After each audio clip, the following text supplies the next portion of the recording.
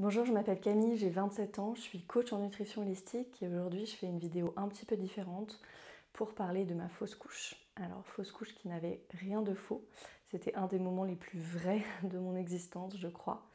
Et je fais cette vidéo vraiment à l'attention et avec dans mon cœur toutes les femmes qui traversent cette épreuve, ce moment de vie.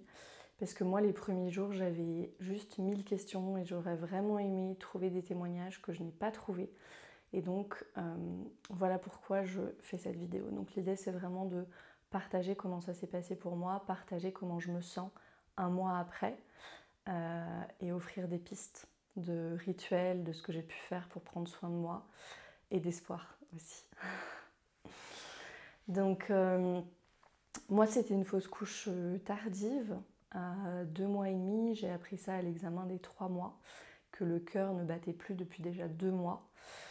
Donc ça a été vraiment un choc, vraiment un choc, et j'ai encore un petit peu l'émotion qui monte. J'ai été entourée merveilleusement bien, vraiment, par l'équipe médicale à la clinique, parce que ça n'a pas été très fluide. J'ai choisi de prendre le médicament qui n'a pas suffi. Donc finalement, il a fallu faire une courte intervention. Mais voilà, donc ça a été un peu long, ça a été pas très fluide. C'était tardif aussi. Donc voilà. Mais j'ai été super bien accompagnée et le gynécologue qui me suivait, et là je vais toucher sur le point de la culpabilité. Le gynécologue qui me suivait quand j'y suis allée pour faire le deuxième check-up pour vraiment confirmer que voilà, il y avait plus de vie en fait. Je lui ai dit, bien sûr le cerveau, on aimerait ne pas rentrer dans son cercle de culpabilité, mais le cerveau, malgré nous, malgré moi, je remontais le temps pour me dire ok, c'était à peu près il y a 2 semaines, qu'est-ce que j'ai fait? La vérité, c'est que j'avais rien fait de particulier et c'est ce que j'ai dit au gynécologue. Il m'a dit mais bien sûr que non, vous avez rien fait de particulier. Et son ton tellement évident qu'en fait c'était pas de ma faute, ça a balayé pour moi toutes les réminiscences de culpabilité qu'il pouvait y avoir. Et voilà, pour lui c'était évident en fait que c'était pas de ma faute, et le fait que ce soit si évident pour lui, moi ça m'a tellement relâché d'un poids. Et oui, j'ai entendu des femmes à qui on n'a pas dit, en fait, c'est pas de votre faute, donc je te le dis, si tu regardes cette vidéo et que tu avais encore un doute, ce n'est pas de ta faute. Le chagrin, il est déjà abyssal. Voilà, une couche de culpabilité en plus là-dessus, c'est pas nécessaire. Si toutefois ça monte en toi, si toutefois ça monte, juste, voilà, accueille, ressens cette culpabilité. Peut-être que cette culpabilité, moi, elle est venue après, et puis je me suis rendu compte que elle était liée à toute la culpabilité aussi qu'il y avait eu dans ma vie avant cet épisode-là. Donc voilà, juste voilà, laisse-la te traverser, et puis une journée après l'autre. Vraiment une journée après l'autre. Donc j'ai vraiment traversé un peu toutes ces étapes du deuil, hein, la colère, vraiment le chagrin, la résignation, un tout petit peu de déni au début, mais ça n'a pas duré longtemps. Vraiment, j'ai appris ça le jeudi soir, et le vendredi matin, j'avais le deuxième rendez-vous, et donc bien sûr, il y avait cet espoir de peut-être qu'il s'est trompé, peut-être que la deuxième échographie, elle donnera autre chose. Voilà, c'était ma façon d'avoir cette petite phase de déni. Et puis après, par contre, les étapes du deuil, elles sont vraiment arrivées pas dans l'ordre que décrit Elisabeth Kübler-Ross. J'ai été en colère vraiment après. Moi, et je pouvais pas avoir du tout... Voilà, là-dessus, je t'invite à te protéger aussi si tu peux pas avoir toutes ces... Moi, j'avais commencé à suivre des comptes de doula, de voir des femmes enceintes, etc.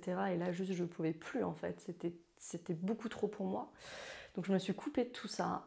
On s'est vraiment créé complètement un cocon avec mon compagnon pour traverser ça, pleurer tout ce qu'on avait à pleurer, toutes les larmes qu'on avait à pleurer. Et puis à travers ce chagrin, j'ai vraiment essayé de me dire ok, de quoi j'ai besoin, et vraiment de quoi j'ai besoin, et puis prendre les journées vraiment une journée après l'autre. Et là, j'avais clairement besoin d'être entourée.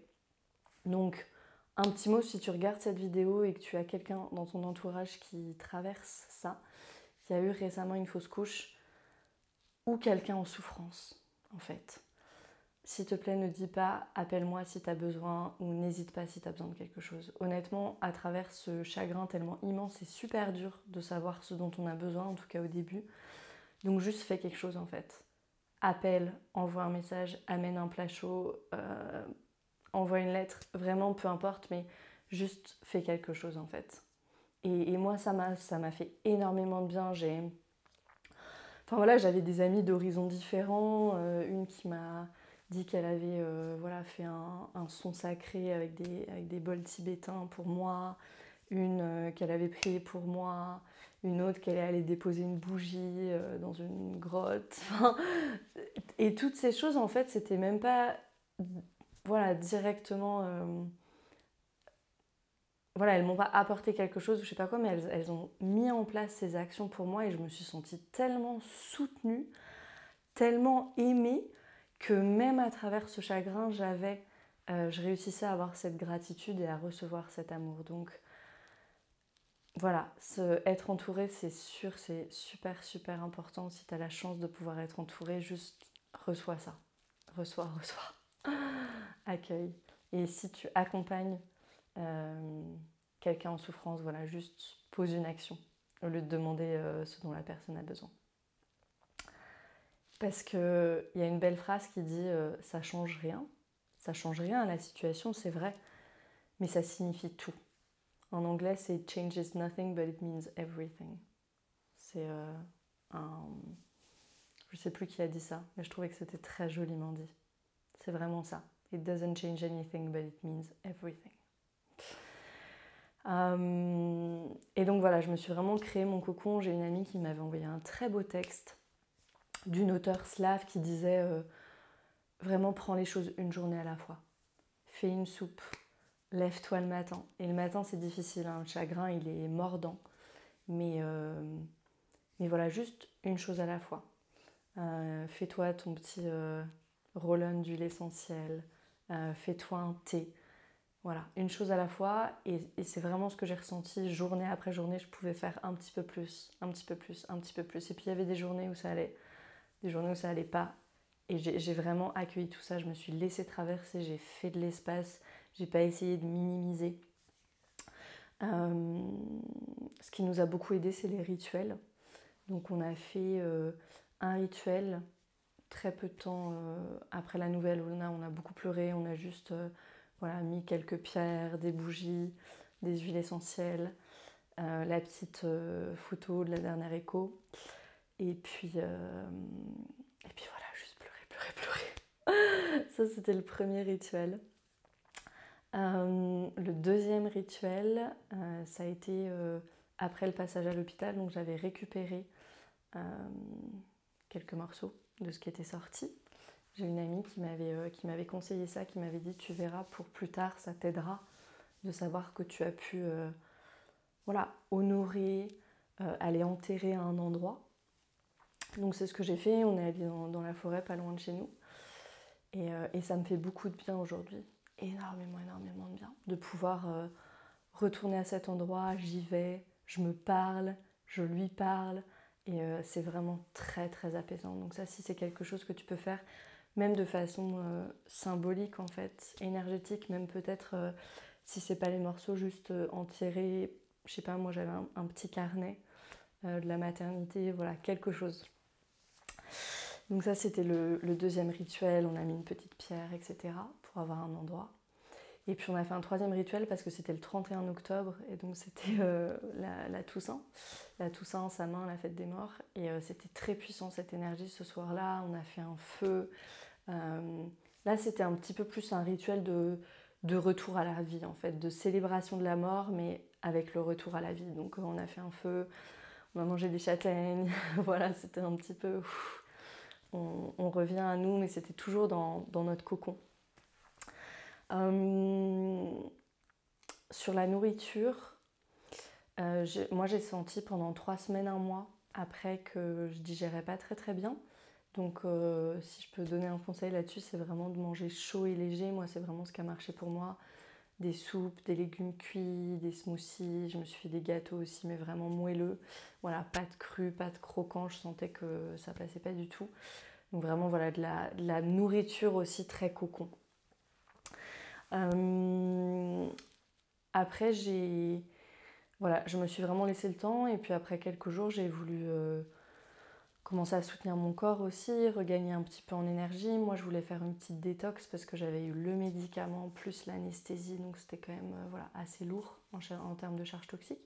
Donc j'ai fait quelque chose de très doux et ça je peux le conseiller dans tous les cas.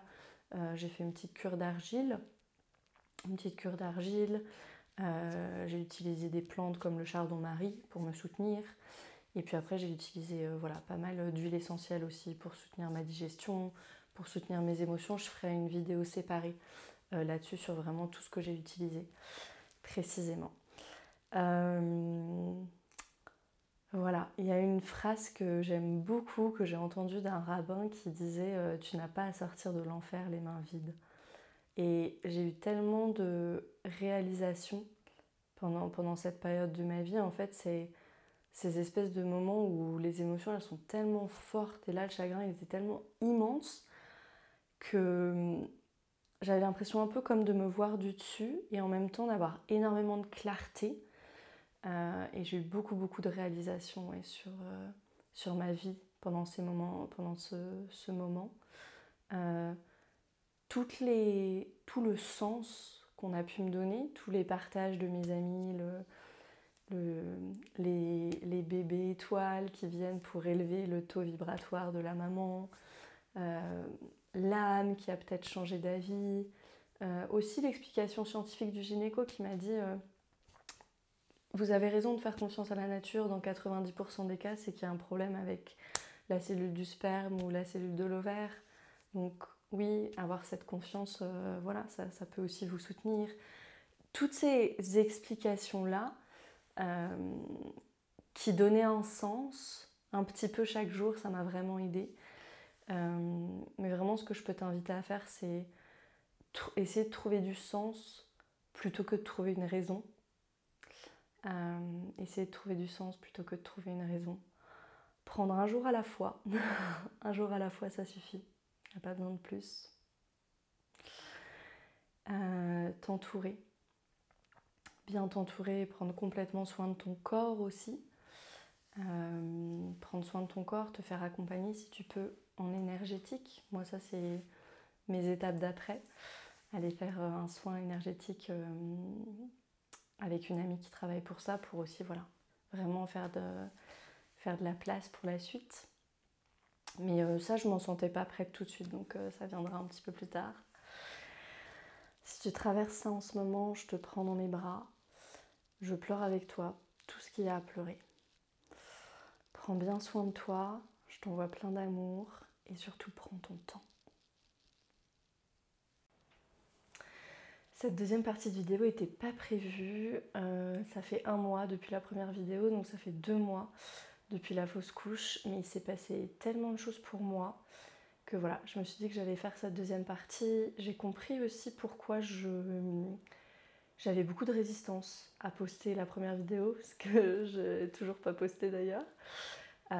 J'ai vraiment senti ce besoin de passer à autre chose et j'ai compris aussi pourquoi très probablement il n'y a pas grand chose comme témoignage, parce que même moi j'ai vraiment senti ce mouvement, pas super envie de revenir sur cet épisode là et en même temps vraiment envie de laisser quelque chose et de contribuer, parce que quand je reconnecte à ces premiers moments j'aurais vraiment aimé trouver au moins un témoignage. Donc voilà, cette deuxième partie de vidéo, je vais mieux aujourd'hui, je suis voilà, moins dans l'émotion aussi quand j'en parle, ou en tout cas j'ai pas besoin de tout de suite pleurer, etc. J'ai plus d'énergie. En fait, je me suis vraiment fait ce cocon pour traverser mes émotions et puis à un moment donné, j'ai vraiment senti cette énergie, ce besoin de comme retourner un peu au monde en fait. Et j'ai suivi ça et voilà, j'ai vu mes amis, ma famille, etc. Et ça a été très précieux. Sur le sujet des relations, il y a eu des moments pas faciles avec mon compagnon parce que c'est normal en fait, les processus n'étaient pas les mêmes, on n'était pas dans la même intensité émotionnelle au même moment et du coup voilà, moi je sentais bien que quand j'étais dans mon intensité émotionnelle, que ce soit ma tristesse, que ce soit ma colère, Ça n'a pas été facile non plus parce que la colère a duré assez longtemps pour moi. C'était pas une colère nécessairement liée à la fausse couche, c'était beaucoup de colère qui était déjà en moi et qui a été réveillée du coup par cet événement. Mais quand on est tout le temps en colère et qu'on vit avec quelqu'un, c'est pas super facile. Donc je sentais que j'avais vraiment besoin de mon espace et en même temps que j'arrivais pas en fait à être en soutien pour lui dans ces moments-là parce que j'étais tellement moi dans mon intensité. Donc ça n'a pas été facile, mais on a vraiment fait ça, on s'est donné de l'espace en fait, sans tomber dans la peur de est-ce que ça a brisé notre relation ou non, on s'est juste dit ok, vraiment là on a besoin d'espace, c'est mieux si on est séparés quelque temps. Physiquement, je veux dire, qu'on ne soit pas à la maison tout le temps tous les deux. Donc c'est ce qu'on a fait, on s'est vraiment donné cet espace physique pour après, ça nous a permis après de vraiment mieux nous retrouver, de parler aussi des choses de façon plus calme sans être dans ce tourbillon en fait. Je sais plus si je l'avais déjà dit dans la première vidéo, mais cet épisode de ma vie, ça a vraiment été un épisode de métacognition. Ça, c'est une expression de Joe Dispenza et je trouve que c'est vraiment celle qui décrit le mieux ce que j'ai vécu. Il dit que c'est ces moments où tout est bouleversé dans la vie et où en fait c'est comme si on sortait du pot en fait. On vivait notre vie jusque-là en étant dans le pot et là d'un coup on peut sortir du pot et lire l'étiquette de qui je suis, où je vais, qu'est-ce que je veux. Et c'est vraiment toutes ces questions qu'on surgit pour moi, qui je suis aussi, beaucoup en relation avec mon enfance, même avec le transgénérationnel, avec ma famille. J'ai eu vraiment l'impression que ça...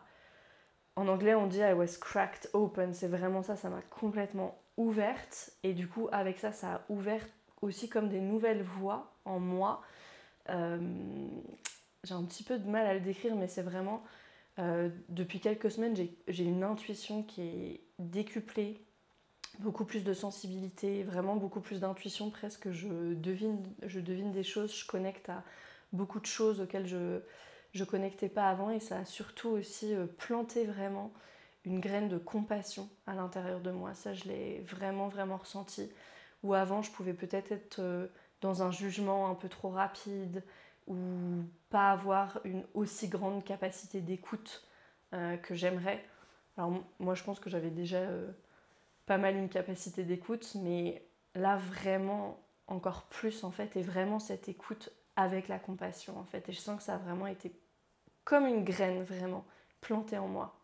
Et je me suis aussi rendu compte qu'il y avait plein de choses que je prenais pour acquises ou que j'appréciais pas forcément. La nature, ces petits moments de vie, en fait, tout ce qui fait la vie finalement. Et c'est comme si j'avais dû passer par cet épisode, dû passer par cette rencontre avec la mort pour me rendre compte du miracle de la vie. C'est vraiment comme ça que je l'ai vécu. Et puis après aussi tout ce processus de deuil pour laisser partir. Et pour moi pouvoir vivre et revenir à la vie, à une vie plus intense parce que j'en apprécie aussi les petits moments auxquels avant je donnais pas du tout d'importance.